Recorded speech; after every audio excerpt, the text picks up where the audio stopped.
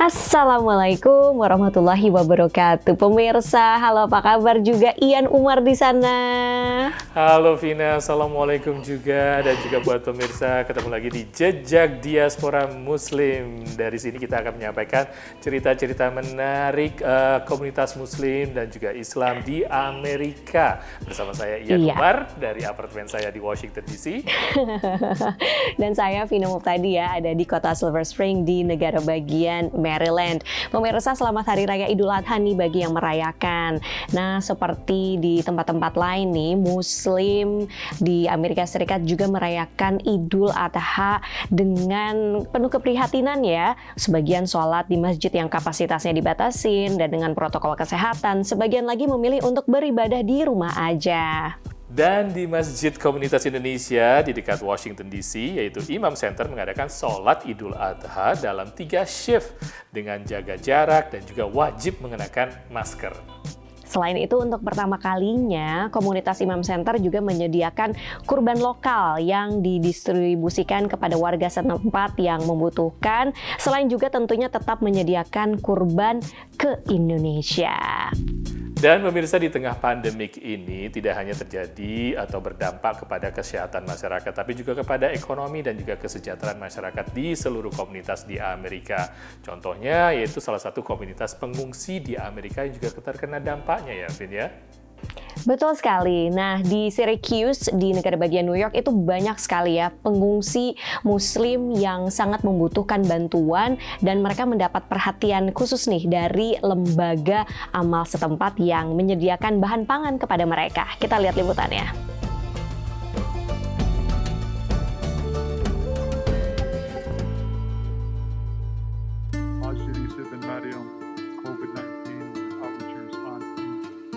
Program bantuan pangan di Northside Learning Center atau NSLC semakin sibuk sejak pandemi COVID-19.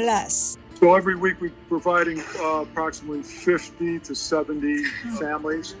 It's what we can handle now with the volunteers, the amount of food we get, and then either the people come themselves or we do delivery to about half of them that are not able to leave their homes.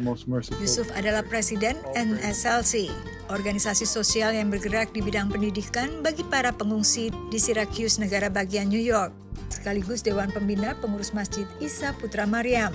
Sejak 2007, hampir 10.000 pengungsi dari berbagai negara menetap di Syracuse. Menurut Yusuf, para pengungsi adalah komunitas yang perekonomiannya tergolong rentan, apalagi di masa pandemi. One of the reasons, obviously, COVID-19 is coming, and we work with the refugee and immigrant community in Syracuse, New York. And a lot of times they do not get the information as readily as other people. English may be a third or fourth or even beyond language where people don't understand what's happening.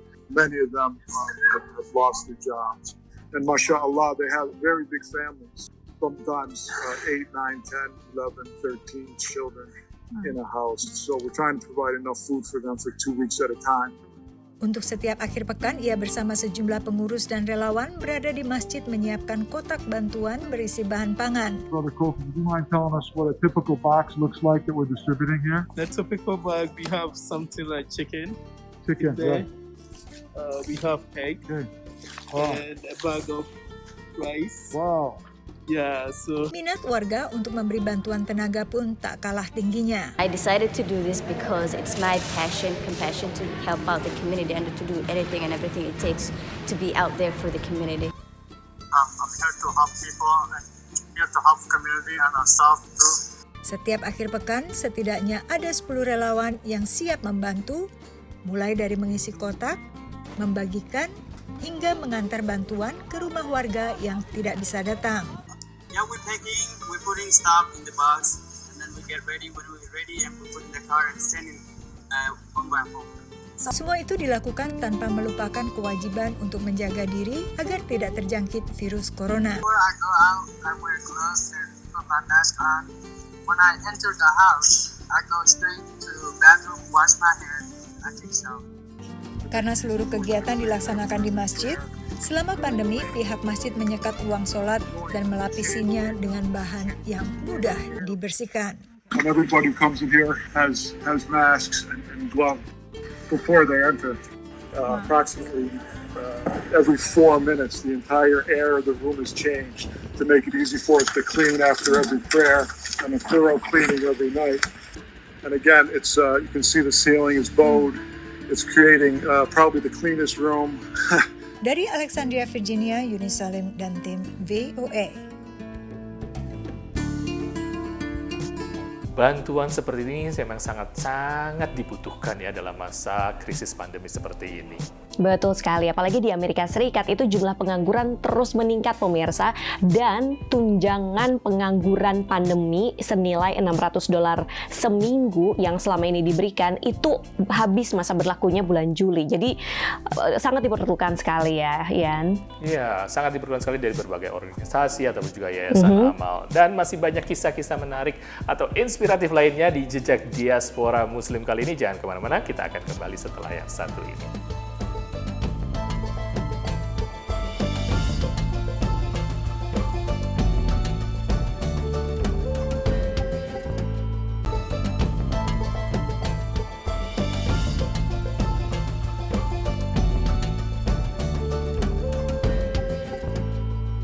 Pemirsa, selamat datang di Jejak Diaspora Muslim. Kami menemani Anda untuk juga merayakan Idul Adha kali ini dengan kisah-kisah menarik, cerita-cerita Muslim yang sangat mungkin menjadi inspirasi bagi saya dan juga bagi Vina dan juga mudah-mudahan bagi pemirsa semua. Iya, betul sekali. Nah, pemirsa, sekarang ini kita akan melihat New York City. Seperti kita tahu, New York ini kan pernah menjadi epicenter atau pusat pandemi di Amerika Serikat, sehingga terdampak sekali pada bisnis, banyak bisnis-bisnis yang berjatuhan ya, Ian ya. Ya, benar sekali, karena kayaknya mereka sangat-sangat membutuhkan bantuan. Nah, sebuah lembaga sosial bekerja sama dengan pemerintah kota New York memberikan makanan atau pangan bantuan halal kepada seluruh masyarakat New York yang membutuhkan, tidak memandang latar belakang ataupun juga status orang tersebut. Karena ini benar-benar sebuah upaya yang sangat dibutuhkan kepada masyarakat yang membutuhkan saat ini.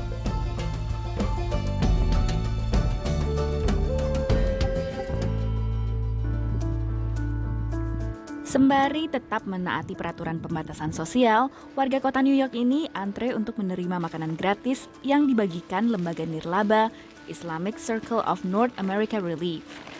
Mereka yang mengantre adalah sebagian dari 20 juta New Yorker yang kesulitan memperoleh makanan di masa pandemi COVID-19. I am not working right now, okay, so I have no income at this time.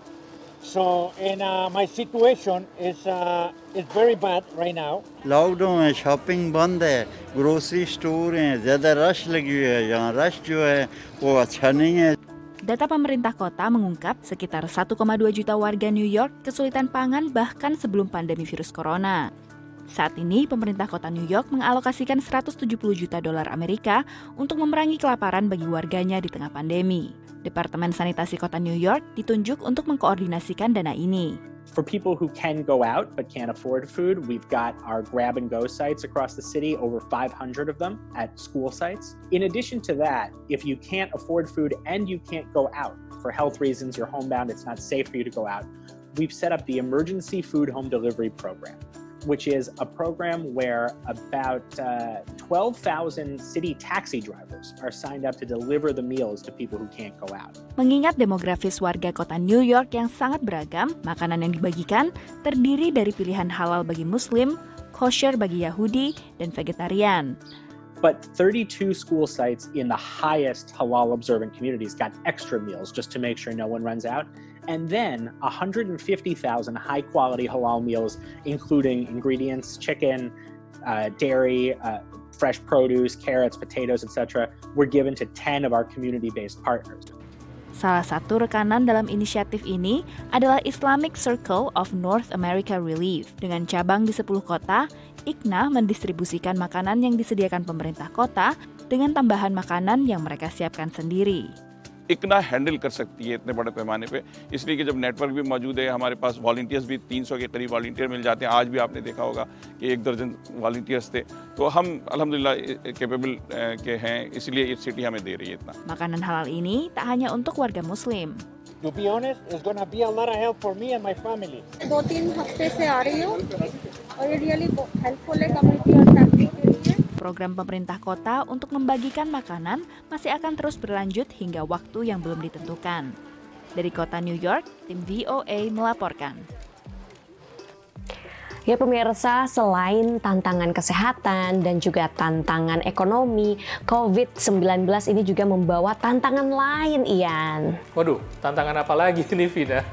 Tantangan nggak bisa ketemu keluarga, ya kan? Apalagi kalau ada anggota keluarganya yang sudah lansia, yang bisa dikatakan sebagai berisiko besar terpapar COVID. Ini jadi nggak bisa ketemu cucu nih, kakek nenek apa cucu nih, gimana? Sekali, apalagi kalau lagi-lagi Idul Adha seperti ini, dinamika untuk bertemu keluarga, anggota keluarga yang tidak serumah itu mungkin menjadi satu tantangan ya. Ya misalnya anak-anaknya juga harus menjaga kesehatan, tapi juga orang tua ataupun juga kakek, nenek, dan cucunya juga harus tetap menjaga kesehatan. Tapi karena mereka beda rumah dan untuk bertemu itu menambah resiko. Kita lihat pengalaman sebuah keluarga Indonesia di Seattle untuk mengatasi tantangan ini dan bagaimana akhirnya mereka bisa mungkin bertemu kembali. Kita lihat ya, kalau pengen tahu seperti apakah mereka bertemu kembali, kita lihat liputan berikut.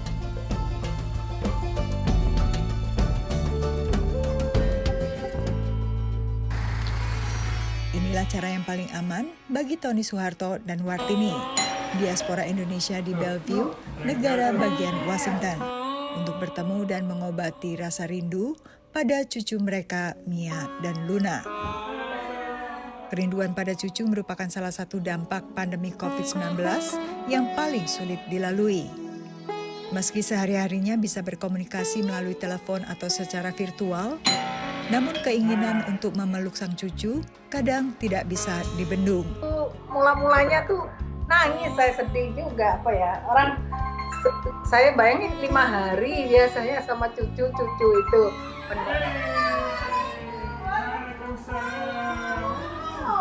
Apalagi rumah anak mereka tidak terlalu jauh, namun kedua anaknya menolak untuk terlalu sering berkunjung demi menjaga kesehatan kedua orang tuanya itu.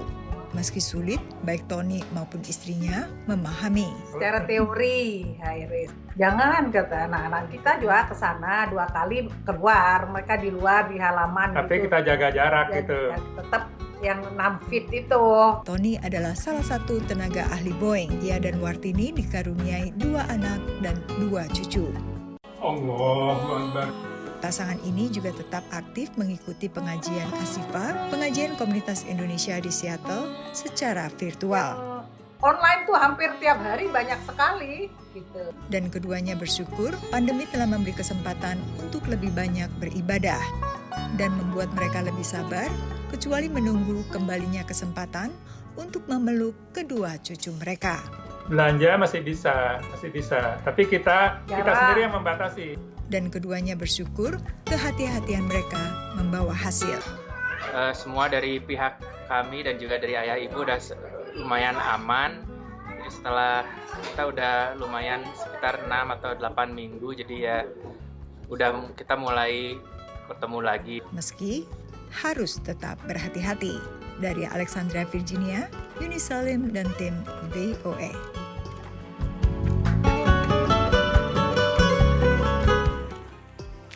Alhamdulillah ya, setelah menjalani karantina mandiri, terus juga kan sudah mulai ada pelonggaran pembatasan, bisa ketemu lagi deh untuk Lebaran. Ya benar sekali, alhamdulillah, sabar tapi tetap jaga kesehatan.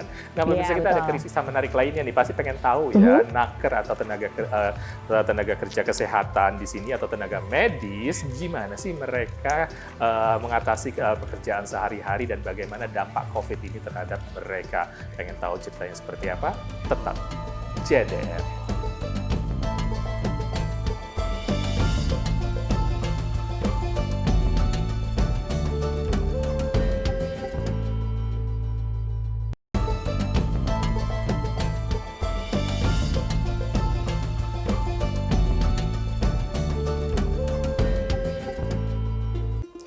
Anda masih nonton Jejak Diaspora Muslim edisi Idul Adha yang disiarkan dari 2 kota berbeda nih. Saya di kota Silver Spring, Maryland, dan Ian ada di Washington DC.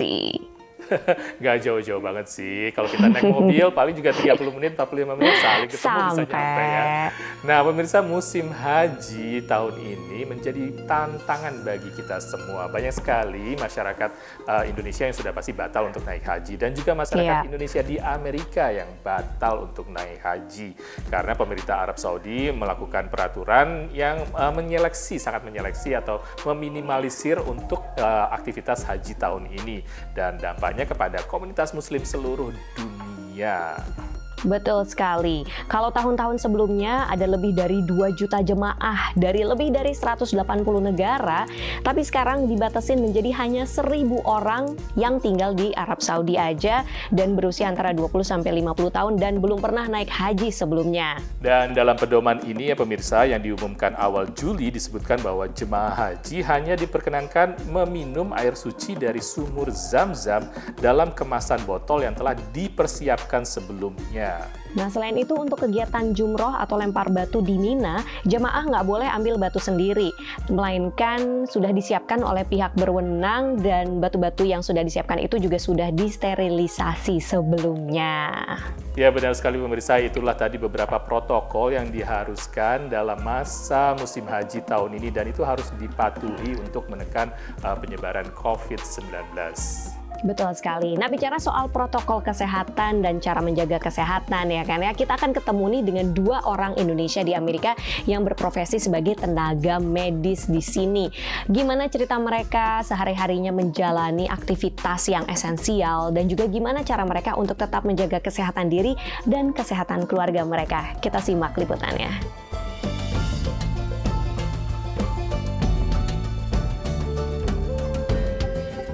So, yep, that's the only what I had for right now. Work and RV. Not too much time. I work 12-hour shift, so or maybe more. Like I worked last night, I worked almost 17 hours. RV atau kendaraan rekreasi ini jadi tempat tinggal Eka Setiawati selama 3 minggu. This is where I live. In the RV, the kitchen. Eka bekerja sebagai perawat lansia di salah satu nursing home atau panti werda di negara bagian Maryland. Kekhawatiran muncul ketika salah satu penghuni panti werda meninggal. Jadi simptomnya itu nggak seperti orang-orang bilang gitu loh. Dia kena diarrhea sama muntah-muntah. Susternya itu pertamanya bilang katanya enggak ini bukan corona gitu kan. Setelah seminggu baru tuh dites beneran corona. Di Amerika, 1 dari 3 korban meninggal akibat COVID-19 adalah mereka yang tinggal atau bekerja di panti werda. Kekhawatiran yang sama juga dirasakan Bre Sumitro, teknisi perawat pasien di salah satu unit gawat darurat di Maryland. So actually most of our patients now are coronavirus patients. And that could take a long time because we have to run a lot of tests. At the same time, we also have patients who come in for like sore throat and fever, right? And before that would be like a normal thing, but now they could actually be COVID patients and they don't even know. Saat ini, Amerika Serikat adalah negara dengan kasus positif COVID-19 terbanyak di dunia. Hingga pertengahan bulan Mei, sedikitnya 1,5 juta orang terdeteksi positif dan 87.000 orang meninggal dunia. Tak hanya menjaga diri sendiri, mereka juga harus menjaga orang di sekitar mereka. Bre yang tinggal bersama orang tuanya harus mengambil langkah ekstra tiap pulang ke rumah. Make sure to decontaminate because I do live with vulnerable populations in my household. Wipe down everything, take off my uniform and then put them in the wash. Eka yang sudah hampir sebulan tidak bertemu 2 anaknya, untuk sementara harus mengungsi ke rumah ibunya. Karena ayah masih agak takut juga kan, di rumah ada adik kan, jadi pertama waktu datang nggak langsung di rumah mama, ke kebun dulu, jadi selama 2 hari sama ayam. Semangat mereka untuk melayani sesama tidak surut. Berbagai cara dilakukan untuk memastikan agar mereka terhindar dari COVID-19. It's my last one. Selama Eka kerja di situ, Eka udah dites selama 4 kali. Itu hasilnya selalu negatif. Aside from wearing the mask and the suit, the only thing we can do is pray. You know, prayer is really all that we can do. You know, my mom gives me like the jamu. She makes me drink jamu every day after I come home from my shift. Bagi Eka dan Bre, disiplin menjalankan proses sanitasi penting agar dapat melayani orang lain di tengah pandemi virus corona. Dari Washington DC, Virginia Gunawan dan Supriyono, VOA. Wow, thank you for your service, Bri dan juga Eka. Ini adalah garda terdepan kita ya, tenaga kerja kesehatan. Dan itu adalah pengalaman dia di Amerika. Jaga kesehatan terus dan juga jaga kesehatan semuanya dan juga keluarga. Iya, dan pemirsa terima kasih sudah nonton Jejak Diaspora Muslim episode Idul Adha kali ini. Semoga bermanfaat dan semoga menginspirasi. Saya Vina Muftadi yang ada di kota Silver Spring, Maryland. Dan saya Ian Umar, kami semua mengucapkan selamat Idul Adha dan mudah-mudahan semuanya mendapatkan berkah di Idul Adha tahun ini. Sampai jumpa lagi. Wassalamualaikum warahmatullahi wabarakatuh.